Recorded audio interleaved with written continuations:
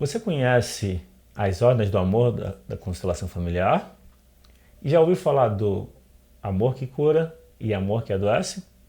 Se esse assunto interessa a você, fica comigo até o final, porque eu vou apresentar em mais detalhes como entender não só as ordens do amor, mas a importância de se guiar por elas e como a relação com as ordens do amor diz se você se sintoniza com o amor que cura ou com o amor que adoece.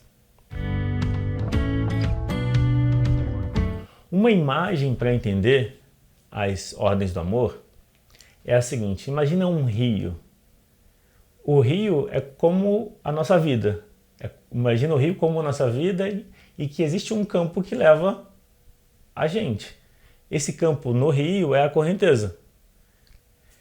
Muitas vezes você pode contrariar a correnteza porque ela está leve e não tem nenhum efeito. Se a correnteza é forte e você tenta contrariar ela, existe um esforço, um mal-estar, um desgaste e no fim das contas você acaba sendo levado por ela.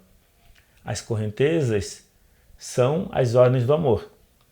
Quando você entende que as ordens do amor são esse princípio que leva a nossa vida e você escolhe sintonizar por elas, você vive uma vida no fluir, no flowing, seguindo a correnteza do rio da vida, nesse sentido. Então as ordens do amor, elas são uma percepção de leis naturais dos relacionamentos, como a correnteza do rio. Se você contraria a correnteza, então existe sofrimento, existe o amor que adoece.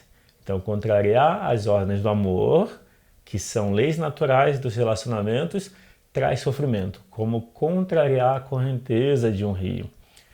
Seguir a favor da correnteza significa se alinhar com as ordens do amor. Para entender como se alinhar com as ordens do amor, então eu vou comentar um pouco sobre as 3 ordens do amor. A primeira delas é o equilíbrio entre dar e receber. Como você se sintoniza com essa ordem do amor? Quando você, na relação de casal, ou entre amigos, ou entre iguais, permite que haja um equilíbrio entre dar e receber.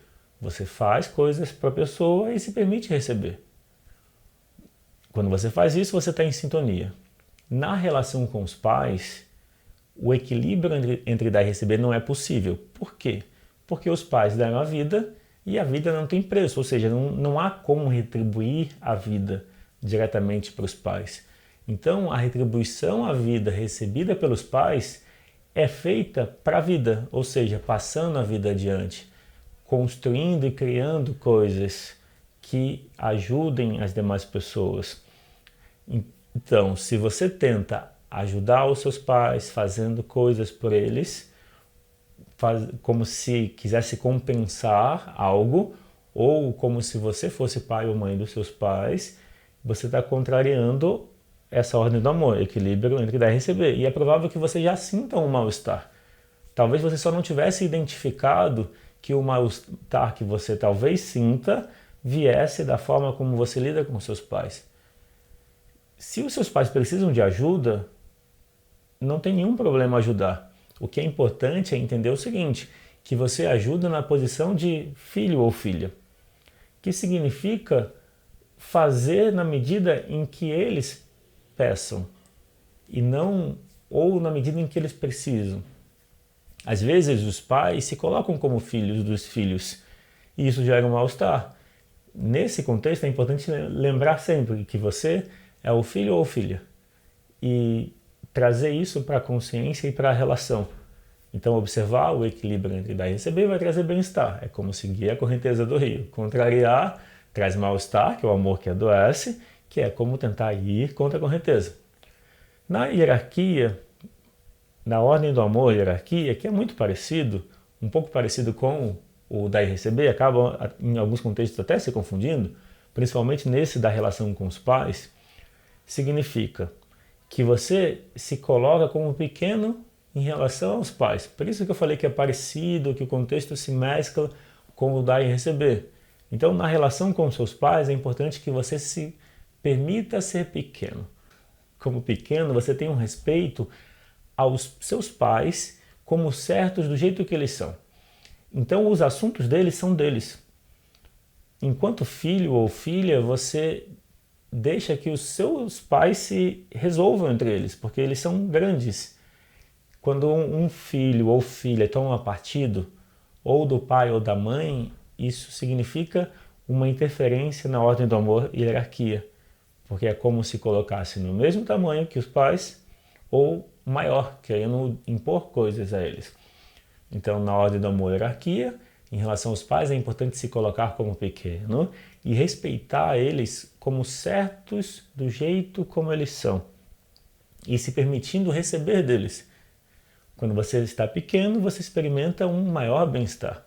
Quando você tenta cuidar dos seus pais ou tenta dizer para eles o que fazer, isso é uma inversão da ordem do amor e hierarquia e traz mal-estar para todas as relações. O inverso pode acontecer, de seus pais buscarem você, de se colocarem como pequenos e buscarem a sua orientação, o seu apoio, a sua ajuda. Então, não tem nada de errado ajudar, mas o importante é fazer isso na posição de filho, onde você não impõe nada, onde você ajuda como é possível na posição de filho, mas respeita que as escolhas deles são as melhores e são as certas para eles. Falando da hierarquia na relação de casal ou entre iguais, é importante ter essa ideia de se colocar como igual. Então, quando você ajuda alguém, você permite a reciprocidade, você se permite receber, porque o dar e receber em equilíbrio é uma relação entre iguais. Quando você só faz e não se permite receber, você se coloca como grande. Quando você só quer receber e não retribui, você se coloca como pequeno. Os dois casos geram mal-estar e interferem nas relações, porque na metáfora do rio é como seguir contra a correnteza. E a ordem do amor seguinte é o pertencimento ou vínculo. Como funciona essa ordem do amor? A ideia é que todos têm direito igual de pertencer na família ou em qualquer grupo. Se alguém é excluído, por qualquer motivo que seja, isso traz mal-estar. Por exemplo, às vezes pessoas falecidas são excluídas porque não são lembradas. Pensar numa pessoa querida que faleceu muitas vezes traz tristeza. Por não saber lidar com a tristeza, acaba se ignorando a pessoa. Esse ignorar traz mal-estar. Quando existem abortos espontâneos ou provocados, também tendem a ser pessoas excluídas na família porque não se fala sobre elas. Não necessariamente esses casos que eu citei são excluídos, porque é possível que por conta própria você faça a inclusão. Se você percebe que a exclusão pode estar presente de alguma outra forma, é importante ter um sentimento de incluir essa pessoa, falar sobre ela, imaginá-la fazendo parte. Quando existe a inclusão, existe bem-estar. Então eu falei das 3 ordens do amor: equilíbrio entre dar e receber, hierarquia, pertencimento ou vínculo. Quando você se sintoniza com elas, ou seja, quando você permite que haja equilíbrio entre dar e receber na relação de casal ou iguais, quando você se permite receber dos seus pais, você experimenta bem-estar. Sobre a hierarquia, quando você se coloca pequeno em relação aos seus pais, você experimenta bem-estar, que é o seguir o curso do rio, seguir a correnteza. E quando você inclui as pessoas, quando você toma consciência de pessoas excluídas na sua família e você, de uma forma, fala sobre elas, você tem um sentimento de acolhimento sobre essas pessoas, isso traz um maior bem-estar. Bom, então é isso. Entender o amor que cura e o amor que adoece é entender as ordens do amor e escolher se sintonizar com elas para dar espaço ao amor que cura. Ignorar o assunto ou contrariar as ordens do amor traz mal-estar, que é o amor que adoece. Se você quiser saber mais sobre constelação familiar, acesse o site constelasp.com.br. E se você gostou desse vídeo, deixe um comentário abaixo e também clique no curtir. Se não é inscrito, se inscreva no canal. Se lembrar de alguém que pode se beneficiar desse conteúdo, envia o link do vídeo para essa pessoa.